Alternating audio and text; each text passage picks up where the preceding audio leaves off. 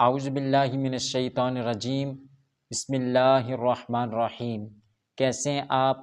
امید ہے آپ سب خیریت سے ہوں گے۔ آج کی ویڈیو میں ہم بات کریں گے سب سے پہلی اذان کس نے دی۔ اکثر لوگوں کو اس بات کا علم بھی ہوگا اور بعض کو اس بات کا علم نہیں ہوگا، لیکن حقیقت کیا ہے آئیے جانتے ہیں۔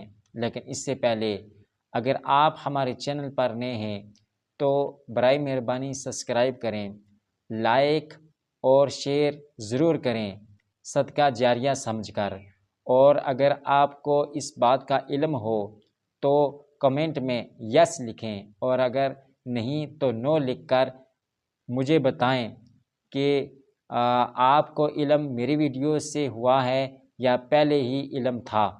آئیے سماعت کرتے ہیں۔ جب نبی کریم رؤوف رحیم صلی اللہ تعالی علیہ وآلہ وسلم معراج پر گئے تو بیت المقدس پہنچے اور تمام انبیاء علیہ الصلوۃ والسلام کی امامت کروائی، لیکن اس سے پہلے جو اذان ہوئی وہ کس نے دی؟